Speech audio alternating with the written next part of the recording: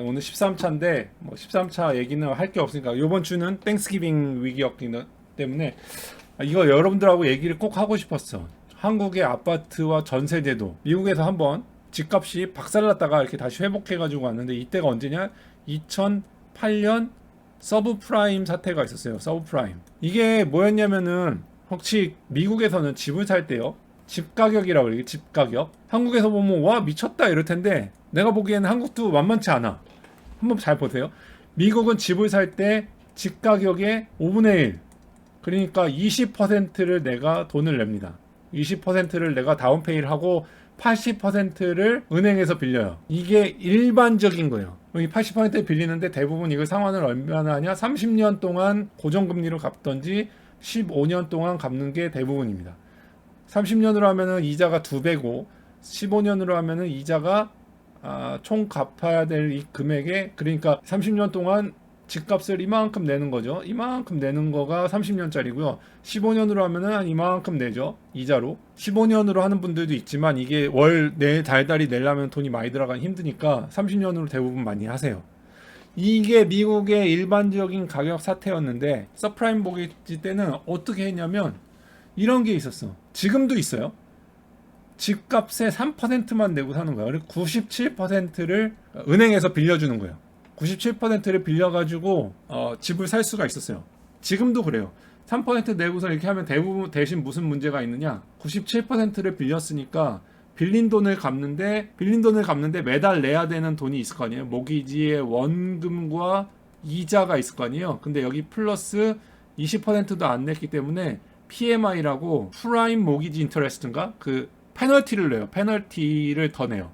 그러니까 너는 돈을 거의 안 냈기 때문에 먹튀할 가능성이 있어서 먹튀 가격을 또 추가로 또 내야 돼. 그래서 97% 밀린 사람은 돈을 많이 내야 돼. 자, 집값이 이렇게 해가지고 예를 들어 얘가 5억짜리 집이었어. 5억짜리 집이었는데 내가 1,500만 원 내고선 산 거야. 1,500만 원 내고선 집을 사고 4억 8,500은 빌린 거죠. 4억 8,500은 빌렸는데 이 집값이 떨어져가지고 이게 4억이 됐네? 4억이 되니까 어떻게 돼요, 얘가? 잠깐만. 내가 4억 8천을 갚아야 되는데, 미국 애들도 뭐 한국 사람들하고 비슷하죠? 사람들은 다 비슷하단 말이야. 야, 내가 4억 8천을 30년 동안 갚아야 되는데, 지금 집값이 4억인데? 내가 이거 왜 갚어? 이렇게 하는 거죠. 한국은 깡통인데, 이거 어떻게 하죠? 그래가 미국 애들이 어떻게 했어요, 여기서? 가격이 내려가니까? 왜 갚어, 이거? 뱅크럽트 해버린 거, 뱅크럽트. 파산을 하면, 우리나라도 파산하면은 신용회생하고 막 이런데 어렵잖아요. 미국도 신용사회이기 때문에 파산하면 어려워서 더 이상 어떻게 할 수가 없다는 분들은 그냥 파산을 해버려가지고 그냥 다 털고, 나 빚 없어. 그냥 1,500만 원 너 가져. 그래서 그냥 나가 자빠진 거예요. 이런 분들이 있는 반면에 일반적인 많은 사람들은 어떻게 했냐? 야, 이거 내가 4억 8천을 아직 갚아야 되는데, 집값이 4억이야. 나 이거 안 갚을래. 안 갚고 싶은데 못 갚겠는데, 이렇게 하고선 은행한테 딜을 겁니다. 미국은 딜의 나라거든요. 야, 나 4억 8천 갚아야 되는 거 이거 안 할래. 그냥 네가 이거 구매자 나타나면 4억에 팔고 퉁치면 안 될까? 은행한테 내고를 겁니다. 무슨 말인지 알겠어요? 나 4억에 집 팔게. 은행 오케이? 그러면 은행이 이거 파산하면은 지금 엉망되거든요. 파산하면 막 다 부시고 나가, 집을.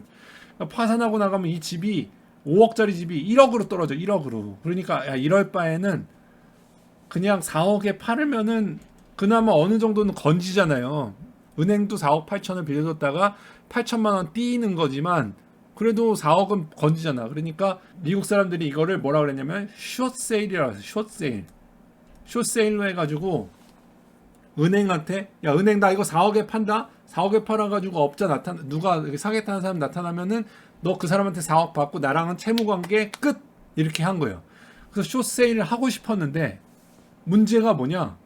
은행이 알았어. 그래, 너 숏세일 해라고 얘기를 해줘야 되는데 알고 보니까 얘네가 이거 담보 잡힌 거 있잖아요. 4억 8천을 하고선 이 담보 잡힌 담보 채권을 만들어서 이 채권을 판 거야. 어디다가? 뭐 페니메이, 프레디맥 이런 거 들어보셨죠? 페니메이, 프레디맥 이런 거 모기지 담보 채권을 담보해주는 걔네한테다가 팔았어. 걔네한테 팔고 걔네한테 뭐 팔았는데 얘네가 더 웃긴 건 뭐냐면 월스트리트 애들이 야 잠깐만 이건 되게 안전한 거잖아. 애들이 30년 동안 돈을 갚으니까 이거 안전한 거 아니야? 그래서 이 페니메이, 프레디맥 얘네들이 뭘 했냐면은 그 수억 채, 그러니까 뭐 1억 채가 있을 거 아니에요? 수천만 개의 주택 저당 채권을 가지고선 야 이게 되게 안전한 채권이니까 이걸 가지고 팔아. 어디? 한국도 팔고 영국에도 팔고 일본에도 팔고 이스라엘에도 팔고 다 팔았어. 근데 팔면서 또 좋은 게 이게 뭐 했냐면은 그냥 판 게 아니라 쪼개서 팔았어. 그 여러분들 그 선물 시장 아시죠? 나는 집을 은행한테 샀는데 은행은 나한테 돈을 빌려주고선 그 채권을 페니메이, 프레디맥이라는 데다가 팔고 얘네들은 다시 월스트리트에다가 팔고 월스트리트 애들은 그거를 파생 상품을 만들어요. 그런데 파생 상품으로 만들어가지고 이걸 선물 시장으로 돌려가지고 전 세계에 판 거야. 그러니까 야 이게 잠깐만. 그 내가 야 은행한테 야 나 5억짜리 집인데 지금 4억의 업자가 나타났으니까 4억에 팔게. 그러니까 은행은 얼른 4억에 팔고 싶지. 그래서 오케이 팔어라고 얘기하고 싶은데 잠깐만 이거 내가 저기 페니메이하고 프레디맥한테 팔았으니까 잠깐만 기다려줘. 얘네한테 승인을 받아야 돼. 그 승인이 얘네가 잠깐만 나 월가에다가 팔았는데 월가가 이거 한국에다가 확인 좀 하고 근데 야 한국에다가 판 게 아니라 내가 갖고 있었던 내 집이 알고 보니까 한국에 10%가 있고 이스라엘에 15%가 있고 뭐 영국에 30%가 있고 내 집이 조각조각이 나 있는 거야. 그래가지고 내 집을 4억의 업자가 나타나서 판다고 하는데도 팔 수가 없는 거야. 엉망진창이 된 거죠. 엉망진창. 그래서 결국은 이거를 다 조각조각을 모아가지고 내 거 100%가 된 거를 야야 팔아도 돼 해가지고 내 집을 이제 팔아도 된다고 은행한테 오케이를 받았는데 이런 집들이 너무너무 많으니까 집들이 안 팔려가지고 가격이 박살이 난 거죠. 5억짜리 집이 1억이 되고 2억이 되고 이 지경이 된 상태에서 온 거죠. 아무튼 이렇게 되면서 미국이 박살이 났었어요. 미국에 팔고 싶어도 팔리지도 않고 사고 싶어도 살 수도 없고 그 파산해가지고 나오는 것들은 뭐 이 지경이 되고 그죠? 이까지 이해가 됐죠. 그러면서 미국의 집값이 박살 났었다라는 걸 얘기했어요. 이걸 왜 얘기했냐? 한국의 아파트 가격이 지금 떨어지고 있잖아요. 한국의 아파트 가격이 희한하게 떨어지고 있는데 나는 한국의 아파트가 이게 서프라임 모기지 발생했을 때 서프라임 모기지 발생한 2008년, 2009년 제가 집을 2011년에 샀거든요. 2011년에 집을 샀어요. 미국에 있는 집을 샀어요. 그래서 한국에 있는 국민은행 지점장님한테 물어봤어요. 한국도 이거 위험한 거 아닙니까? 한국은 위험하지 않대. 한국은 집에 대해서 50%만 집을 빌려줄 수가 있대요. 이게 뭐예요? 콩가루 집안이라고? 자, LTV 집안에 그 아파트 한 채를 사면은 아파트 한 채의 반만 돈을 빌려주겠다는 거죠. 한국 아파트는. 그러니까 서프라임 모기지처럼 집값이 반토막이 나지 않는 이상 은행들은 손해가 날 게 없기 때문에 한국 은행들은 안전합니다. 딱 이러더라고요. 진짜 안전했어. 한국은 2008년에 내려갔다 올라갈 때 이 내려가는 폭이 적었죠. 왜냐면 파산도 없었고 은행들도 위험하지 않았으니까. 그죠? 잘 넘어갔잖아. 나는 한국은 그래가지고 그 다음부터는 한국 아파트 가격은 계속 우상향해서 한국의 아파트는 진짜로 안전한 줄 알았어. 언제까지? 최근에 집값이 떨어지는 걸 보고 내가 잘못 생각했다 라고 생각한 게 뭐냐면 한국은 은행에서 50%를 빌리는데 나머지에 희한한 게 있어. 전세가 있어. 전세. 그죠? 집값이 100이야. 근데 전세가 80이야. 전세야 전세. 이거 희한하죠? 이게 미국에서 아까 전에 서프라임 모기지 자금 받을 때 80% 은행에서 빌리는 거랑 뭐가 차이가 있는 거야? 지금은 이제 집값이 내려오니까 전세자금 밑으로 내려오고 있죠. 그래서 깡통 전세라는 얘기가 이제 생기잖아요. 이게 미국발 서프라임 모기지랑 비슷한 거야. 미국은 집값이 내려와서 80%를 건드리는 순간 이거 못하겠다 그러고 나가 자빠진 건데 80%가 누구 거였냐? 은행 돈이었죠. 이게 큰 차이더라고. 한국하고 미국하고. 은행 돈이죠. 은행 돈. 80%못 갚겠다 그러고 나가 자빠지는 게. 근데 한국은 못 갚겠다 하고 나가 자빠지는 게 누구예요? 이건 서민 돈이야. 서민. 이게 서민 금융이죠. 웃긴 거더라고 이게. 전세는 어떻게 보면은 집주인들이 일반 은행이 아닌 물론 전세금은 은행에서 빌려오는 금액이 있겠죠. 뭐 보금자리 론이니 뭐니. 그러나 희한한 게 뭐냐면은 이거의 데미지를 옛날에는 미국은 은행이 먹었는데 깡통 전세가 되면서 한국은 개인이 데미지를 먹는 이런 황당한 일이 일어나는 거지. 미국하고 거의 비슷한 게 보이지 않나요? 와, 이게 희한하죠. 근데 미국하고 그러면 한국하고 미국에서 일어났던 서프라임이 한국처럼 일어날 거냐? 그래서 한국도 막 박살날 거냐? 그건 모르죠. 그러나 희한하게 한국은 좀 다른 게 있다.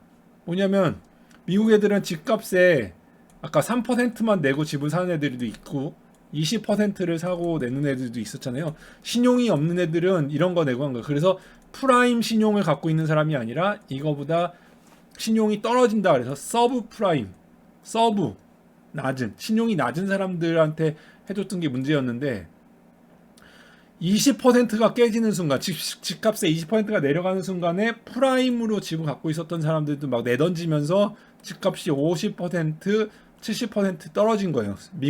미국은 파산을 별로 두려워하지 않았었던 건가 싶은 생각이 들어. 근데 한국은 파산을 무서워하잖아요. 그죠? 소고기 등급 같다고? 한국에서는 파산이라고 나 여기 전세금 못 준다고 야 전세금이 80%야 예를 들어. 근데 전세금을 못 겠다고 집주인이 파산을 해요? 그러진 않죠.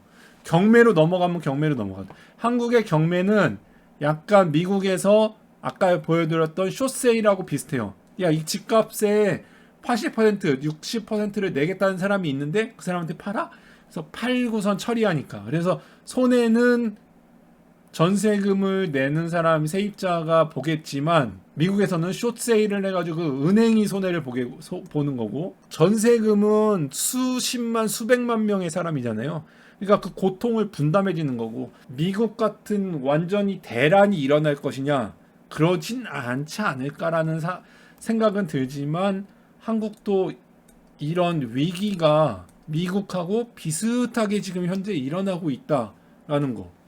근데 되게 마음이 안타까운 거는 은행이 손해를 봐야 되는데 거의 사금융이잖아요. 전세금이라는 건 거의 사금융이니까 부동산이 아무튼 이렇게 내려가고 있는 상태에서 미국에서 일어났던 서프라임에서 일어났던 현상과는 비슷한 현상이 일어나는데 시작도 다르고 이건 지금 이자율 때문에 지금 일어나고 있는 거니까 시작도 다르고 한국은 제도도 다르지만 아니 난 이 얘기를 한 이유가 이 전세제도라는 게 옛날에는 그냥 전세 살면 서민들한테 유리한 제도다 이렇게 왜냐면 돈 안 내고 살 수 있으니까 그래서 한국에 갖고 있는 되게 독특한 제도다 독특하고 좋은 제도다 서민들한테 라고 생각했는데 야 이거 요번에 깡통 전세 나오고 집값이 내려가는 상황에서 보니까 와 이게 한국 전세 제도라는 게 생각보다 안전한 제도가 아니고 서민한테 꼭 좋은 제도라고 할 수가 있는 제도일까라는 생각이 들어서 이게 어떻게 보면은 레버리지야 레버리지 그죠?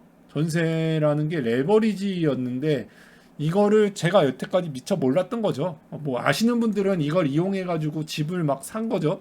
전세를 이용하면은 은행을 안 통하고선도 집을 막 몇 채씩 살 수 있었던 거 아니에요. 갭 투자해 가지고 심지어 그죠? 참 그런 거다 그런 차이가 있다. 뭐 제가 금융 전문가가 아니니까 더 많은 금융 전문가들이 지금 이렇게 뭐 댓글에 달아주고 계시지만 이런 전세제도의 차이가 미국하고는 차이가 있구나라는 거를 느끼게 돼서 여러분들하고 공유하고 싶어서 갖고 왔습니다. 그래서 이 전세 때문에 또 전세 보증금 보험도 또 확인하고 그죠?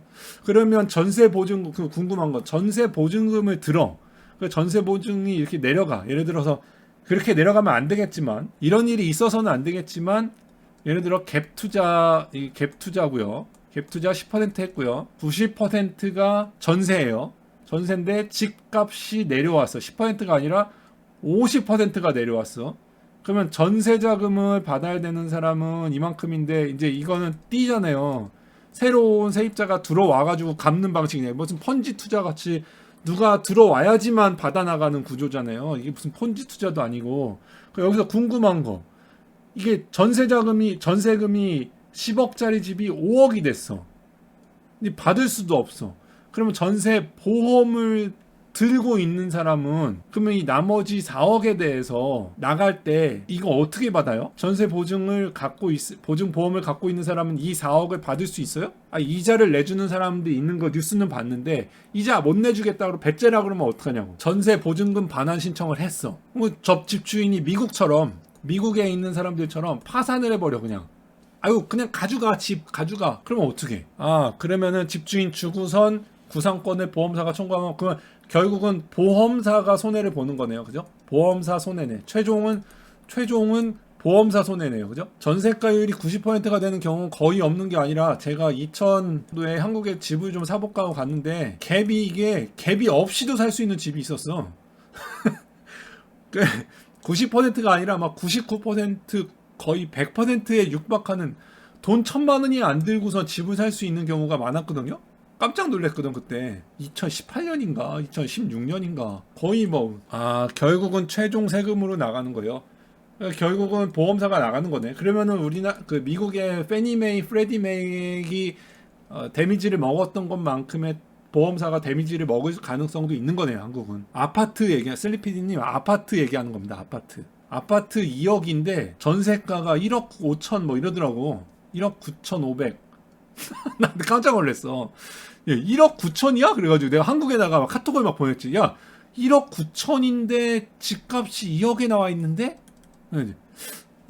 이런 집들 막 5억짜리 집이었는데 집값이 그거 뭐 사당동 막 이랬는데 뭐죠? 4억 5천. 전세가 막 4억 5천. 사당동, 이수. 제가 본 데가 막 그랬어요. 뭐 의정부, 양주, 신도시들도 막 그러고. 지금이야 문제가 있는 것처럼 보이지만 그때 찾아보시면은 알겠지만 제가 기억이 나. 내가 그거를 왜 찾아보게 됐냐면 세상에 이런 일이에서 나온 사람으로 알고 있어. 이런 일이 맞죠? 그 프로.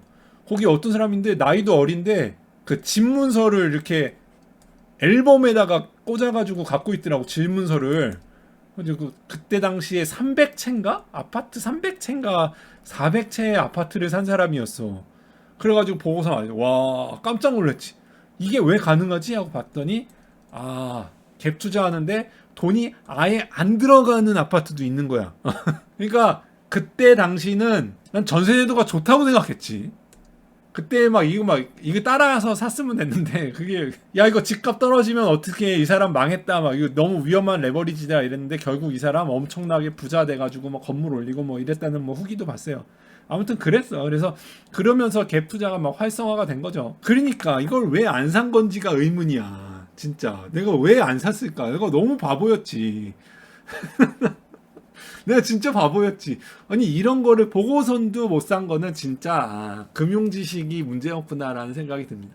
지금 생각하면은 참 바보 같은데 그때 당시는 왜 다들 무서워했을까? 근데 이러다가 2018년인가에 2018년 아닌가요? 2018 아무튼 2015년인가에만 해도 이런 거 수록 빽빽이었는데 18년인가에 갑자기 갭 투자라는 게 방송에 나오면서 유튜브에 나오면서 돈 없이 살 수 있습니다 이러면서 올라갔죠. 갭 투자 그런 거 이제 지금은 당연하지 않은 시대가 온 거고 그죠? 그때 당시에는 몰랐습니다 제가. 네, 아무튼가 뭔 얘기 하려고 하다. 한국의 전세제도 참 독특한 제도다. 이 제도가 미국처럼 서프라임 모기지니 이런 사태로 인해서 박살나고 이러지는 않겠지만 미국에서 80% 미국은 아직도 97%까지 빌려줍니다. 은행에서 아직도 돈을 빌려줘요. 97%. 제가 지금 집을 사겠다고 하면은 5억짜리 집에 1,500만 원만 넣고선도 5억짜리 집을 살 수가 있어요. 단 PMI라는 피를 좀 내야 되죠. 매달 얼마 정도의 그 보험에 해당하는 돈을 내야 되는 거 빼고는 아직도 97%를 빌릴 수 있는 나라예요. 그러나 한국이 비슷한 제도가 있구나라는 거 여러분들도 알고 계시고 그냥 저만 신기한 건가요? 아무튼 이런 거 그냥 여러분들과 나누고 싶어서 생각이 나서 갖고 왔습니다. 일본은 99% 빌려준다고? 진짜? 대단한데요? 결국 이런 문제가 아무튼 집값이 좀 안정화돼서 산 사람들 영끌해서 사신 분들은 마음이 안타깝지만 어느 정도 안정화돼서 집값이 내려가야 애들 낳는 것도 그런 문제도 해결된다고 하잖아요. 될지 안 될지 모르겠지만 저도 좀 한국에 집 하나 좀 갖고 싶네요. 한국에 갈 때마다 집 없어가지고 그냥 어디 가서 머리 누울 곳도 없고 한국도 좀 안정화된. 그리고 내가 계속 생각이 드는 게 미국은 GDP가 대략 한 5만 불 정도 되나요? 한국은 한 3만 불 정도 되나요? 대략 한 10만 불 정도 번단 말이에요, 미국은. 근데 한국은 대략 한 6천만 원 정도 번다고 치고 1억이라고 치고 미국은 1억 정도 번다고 치고, 그런데 미국에서는 대부분 3억에서 7억 사이 정도면은 대부분의 집들을 살 수 있어요. 뭐 캘리포니아, 그런 뉴욕 이런 엄청난 데 말고는 대부분 미국의 평균 집값이 30만 불 수준입니다. 그러니까 3년 정도 벌면 된다고. 3년에서 5년 정도 벌면 된다고. 그러니까 아무것도 안 먹고 안 쓰고 그냥 순수하게 산수로 따졌을 때. 그러나 6천만 원 버는 한국에서 집값이 6억이면은 10년이죠, 10년. 근데 지금 서울 얘기 나오는 거 보면은 10년이 아니라 이게 뭐 그걸 무슨 뭐 지수로 한 게 있던데, 뭐 승수로 했을 때 15년을 아무것도 안 먹고 뭐 해야 된다, 아니 뭐 20년을 해야 된다, 막 이러잖아요. 좀 어느 정도 내려올 필요가 있긴 있어. 한국이 너무 많이 올라가가지고 30년, 40년 너무 많이 올랐어요. 그래서 좀 내려와 줬으면 좋겠다라는 생각. 아무튼간 이런 생각이 들어서 여러분들과 나누고 싶어서 갖고 왔습니다. 여러분들은 집값이 내려가는 게 좋은지, 집값이 내려가서 좋습니까? 좋다. 좋은들 좋으면 좋다. 아니면 집값이 내려가는 것도 정도가 있어야지, 천천히 내려가야지, 난 집값 내려가는 게 싫어 하는 분들 댓글로 많이들 남겨주십시오. 아무튼 오늘도 와주셔서 감사하고 다음에 또 뵙도록 하겠습니다.